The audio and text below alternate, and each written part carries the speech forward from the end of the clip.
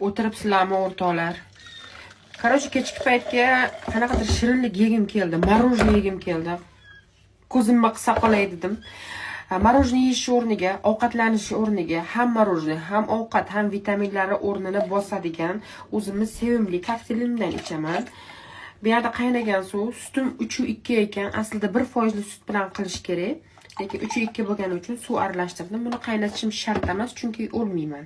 Sterilizagazonniy sut.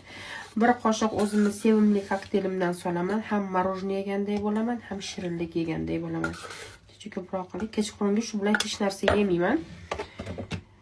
Ham vitaminlarga boy bo'laman. Deymanda endi.